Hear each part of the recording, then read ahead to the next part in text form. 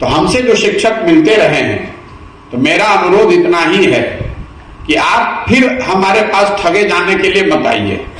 एक बार आप खुद गए भाजपा के पास, भाजपा ने ठगा, फिर आप गए तेजस्वी के पास, तेजस्वी ने आपको ठगा।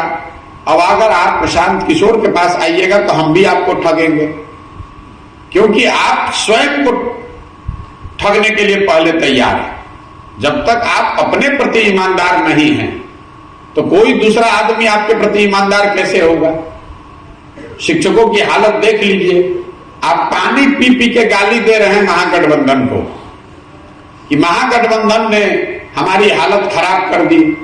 और अभी जब आपके चुनाव आया, शिक्षकों को अपने नेताओं को चुनने की बात आई, तो आप उसी महागठबंधन का झंडा लेकर घूम रहे हैं और हमसे अपेक्षा रखते हैं या किसी दूसरे सामाजिक राजनीतिक व्यक्ति से अपेक्षा रखते हैं कि आपकी लड़ाई वो लड़े। ये कैसे संभव है?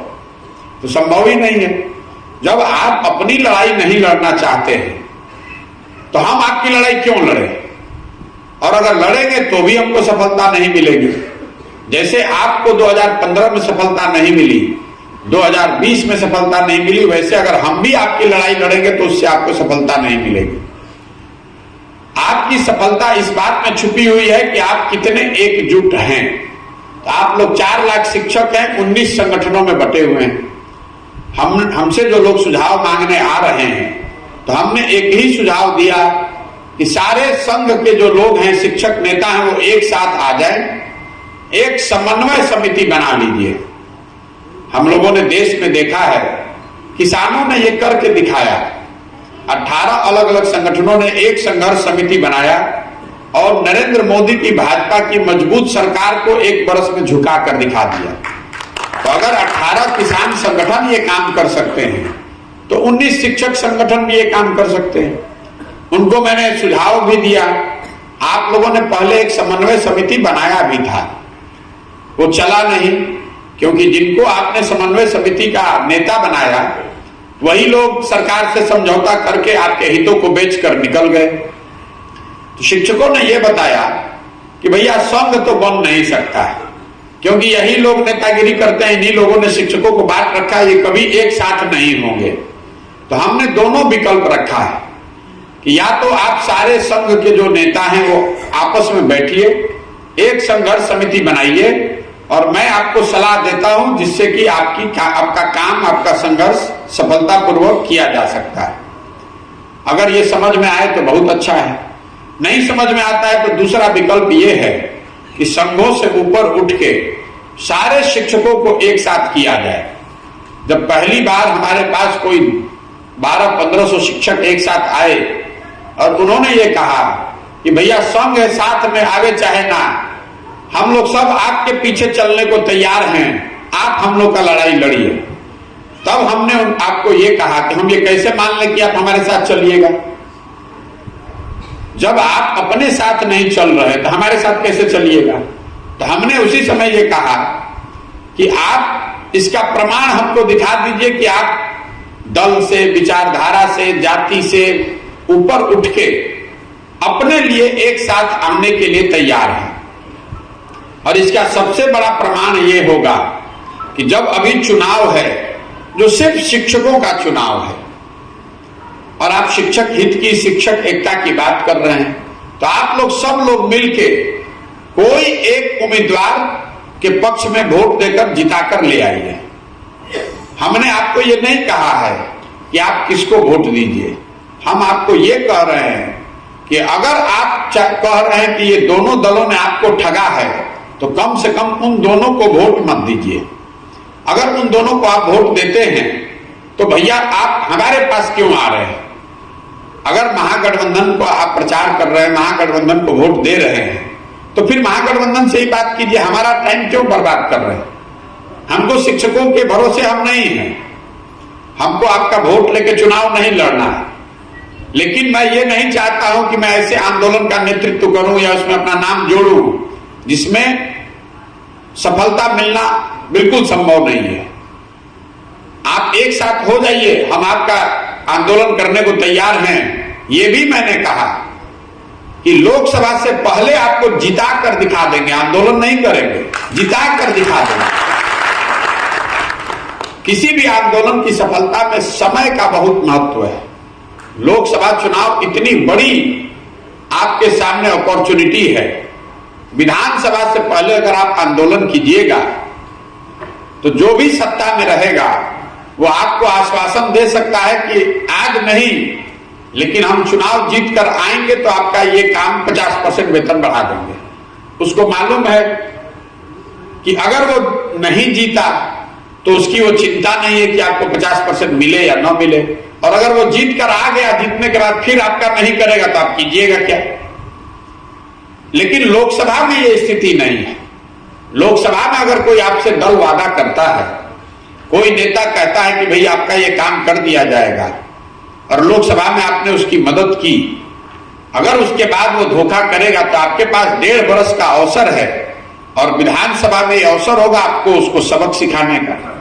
इसीलिए मैंने ये सोच समझ के बताया कि आपको अपनी एकजुटता वोट में दिखानी है और लोकसभा से पहले दिखानी है। ये 2 काम आप करके दे दीजिए। आपका काम करा कर देने की जिम्मेवारी हमारी है। हम आपसे वोट नहीं मांग रहे हैं, आपसे चंदा नहीं मांग रहे हैं, आपसे हमने ये भी नहीं कहा कि आप हमारा समर्थन कीजिए। हम ये कह रहे हैं कि आप अपने समर्थन में खड़े होकर हमको दिखा दीजिए। जब आप अपने लिए नहीं खड़े हैं तो आप हमारे लिए कैसे खड़ा होइएगा।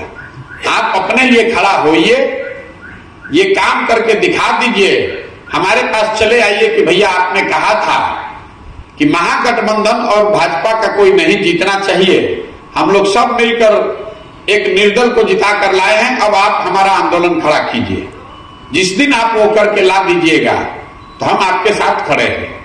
अगर आप वो करके नहीं लाते हैं और यहां महागठबंधन जीत कर आता है या भाजपा का कैंडिडेट जीत कर आता है, तो अगर आप मेरे पास आइएगा तो हम आपको कहेंगे भैया जिसको आपने जिताया है उसके साथ लगिए। सीधी सी बात है। हमको आपके वोट की चिंता नहीं है, आपको ये भी बता रहे, आप हमको वोट दीजिएगा, हमको जिताने में मदद कीजिएगा, उसकी हमको चिंता नहीं है। मैंने आपको पहले ही बताया कि शिक्षकों के पास इतना वोट है ही नहीं, वो समझ है ही नहीं कि आप किसी को हरा जिता सकते हैं। अभी सिर्फ शिक्षकों का ही वोट है। भाई 10,000 में 10,000 शिक्षक ही है। विधानसभा लोकसभा में तो बहुत समाज का बड़ा वर्ग है। 2 लाख 3 लाख के वोटर विधानसभा में आप कितना शिक्षक होगा, 10,000 15,000। लेकिन यहां तो 100 में 100% आप ही हैं, और फिर भी अगर आप एक साथ निर्णय नहीं ले पा रहे हैं, चुनाव के परिणाम को इफेक्ट नहीं कर पा रहे हैं, तो आप विधानसभा में क्या मदद कीजिएगा, लोकसभा में क्या कीजिएगा, कुछ नहीं कर सकते हैं। यही प्रस्ताव हमने आपके सामने रखा है। आपको अगर ठीक लगता है तो आप इन दोनों दलों का बहिष्कार कीजिए, इन दोनों दलों को वोट मत दीजिए। उसके बाद हम कंधे में कंधा लगाने को तैयार हैं। बहुत आदमी यो कहते कि भाई इन दोनों दलों का विरोध करने के लिए इसलिए कह रहे हैं कि इनको अपना कोई फायदा है, तो हमको क्या फायदा, हमको कोई वोट दीजिएगा। कोई कह रहा है कि जन सुराज से समर्थित कैंडिडेट खड़ा है, तो जन सुराज में हम रोज कहते हैं कि जन सुराज की सोच ये है कि जितने लोग इलेक्टेड जनप्रतिनिधि हैं, चुने हुए प्रतिनिधि हैं, चाहे वो वार्ड सदस्य हो, सरपंच हो, मुखिया हो, जिला पार्षद हो, हम लोग की नजर में जो भी खड़ा होगा हम उसकी मदद करेंगे, क्योंकि वो चुनाव तो दल पर होता ही नहीं है।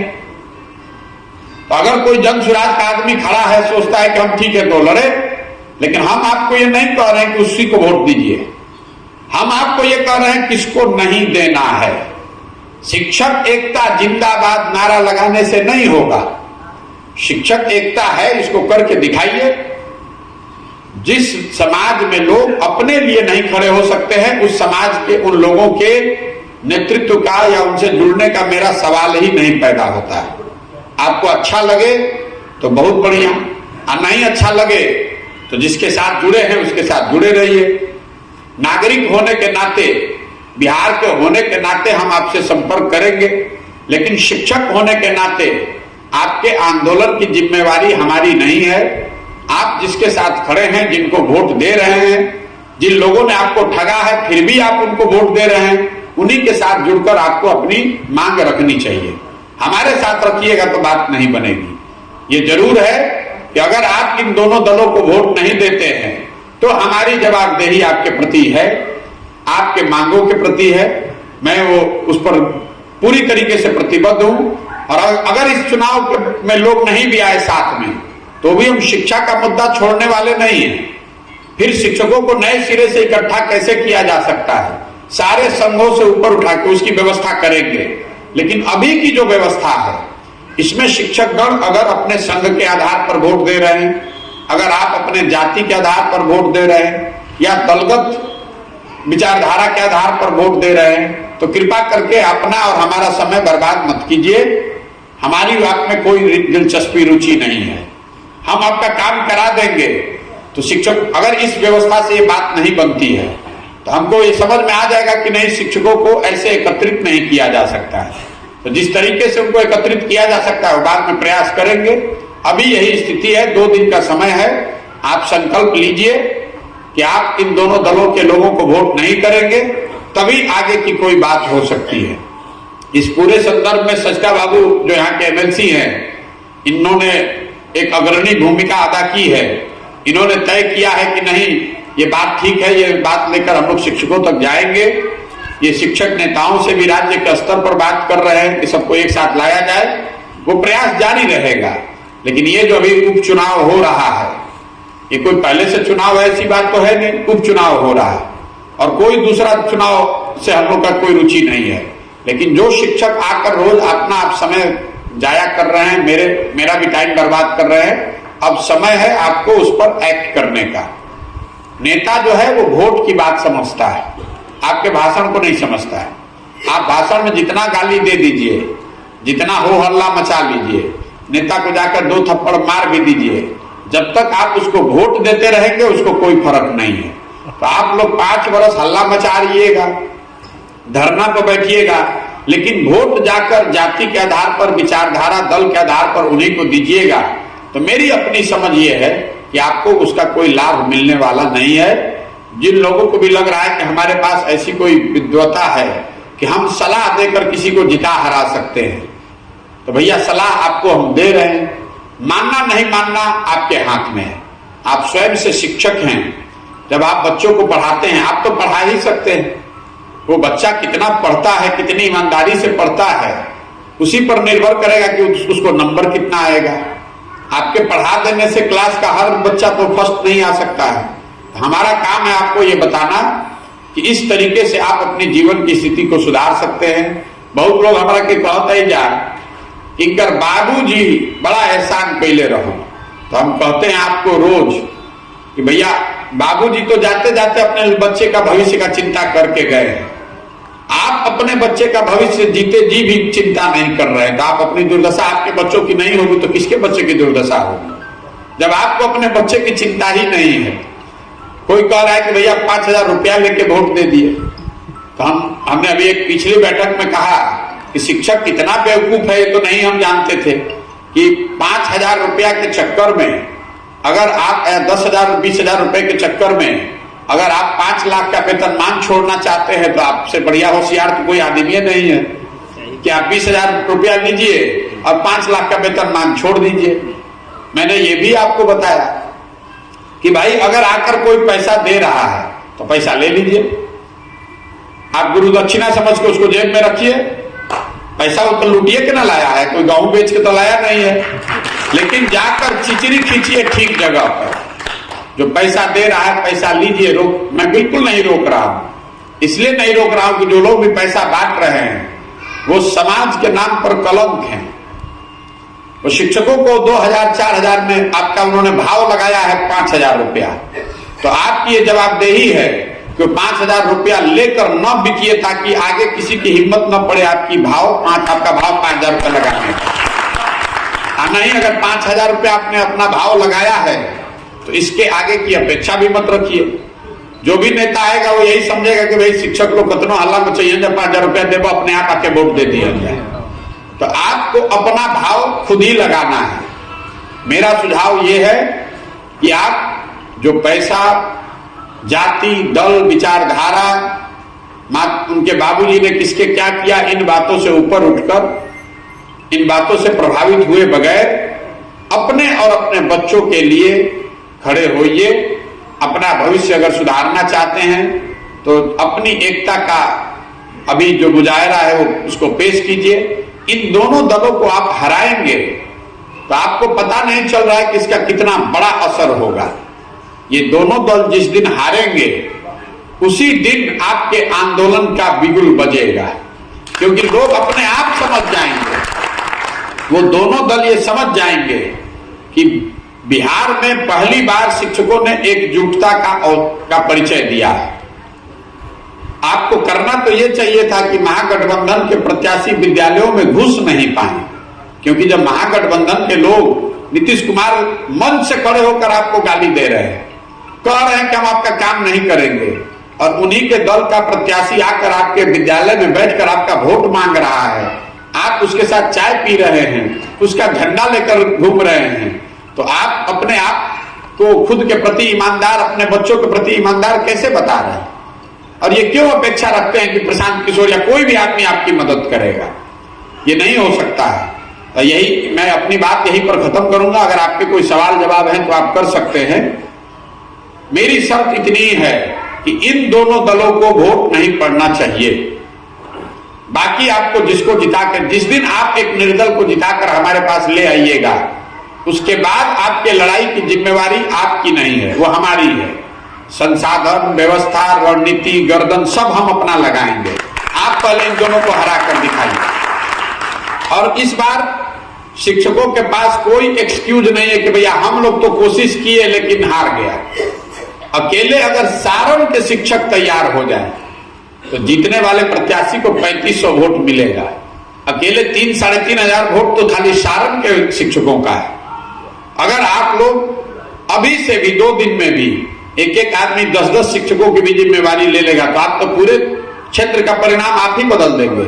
और ऐसा नहीं कि दूसरे लोग तैयार नहीं है, हर जिले में शिक्षकों ने संकल्प लिया है, कुछ हद तक एक साथ आने का प्रयास किया है कि नहीं भैया हम लोग निर्दल प्रत्याशी को ही मदद करेंगे। ये अलग बात है कि अलग अलग दलों, अलग अलग शिक्षकों ने अलग अलग निर्दलीय उम्मीदवारों को चुना है, वो आपकी स्वतंत्रता है, वो आपके और सच्चिदानंद राय जी के बीच का मामला है। हमारा मामला यह है कि आप किसी भी निर्दल को जिताकर हमारे पास आ जाइए। एमएलसी के ताकत से आपका आंदोलन नहीं होगा, आपकी ताकत से होगा, हम उसमें सहयोग करेंगे। एमएलसी कोई जीत जाए, इन दोनों दल का नहीं जीतना चाहिए। लेकिन अगर इन दोनों दलों को आपने वोट दिया तो मैं आपसे हाथ जोड़कर आग्रह कर रहा हूं, अपनी समस्या लेकर हमारे पास मत आइए, क्योंकि उसका कोई मतलब नहीं है, मैं करूंगा नहीं। अगर इन दोनों दलों को आपने जिसने वोट दिया है उस शिक्षक से हमारा कोई रास्ता नहीं है, क्योंकि वो शिक्षक न सिर्फ अपने पेट में छुरा मार रहा है, अपने साथी शिक्षकों के भी पेट पर लात मार रहा है। और यही तो बिहार के दुर्दशा का कारण है। बिहार के आप नागरिक भी हैं। बिहार में हम लोग गांव गांव में जन सुराज में अभियान क्या चला रहे हैं कि भाई आपकी जो समस्या है, आपके बच्चों की जो समस्या है, आपके बच्चों की शिक्षा और रोजगार आपके लिए चिंता का कारण है, तो आप इन विषयों पर वोट कीजिए। आप बात करते हैं शिक्षा की, बात करते हैं रोजगार की, अजैया वोट हुई वो दिन मोदी जी के सीना 56 इंच के देख के वोट दे दे, उस दिन भारत पाकिस्तान पुलवामा पर वोट दीजिएगा, उस दिन जाति पर वोट दीजिएगा, तो आपके बच्चों को कभी शिक्षा और रोजगार नहीं मिलेगी। यही पूरा अभियान बिहार भर में कर रहे हैं, तो वही बात आप पर भी लागू कर रहे हैं। शिक्षकों से कुछ अलग से नहीं मांग रहे हैं, आपसे यही मांग रहे हैं कि आपने जो अभी तक बताया कि आपके साथ जिन लोगों ने धोखा किया उनके साथ आप खड़े मत होइए। अगर खड़े होइएगा तो हम आपसे माफी चाहते हैं, हमारे साथ खड़े होने की जरूरत नहीं है।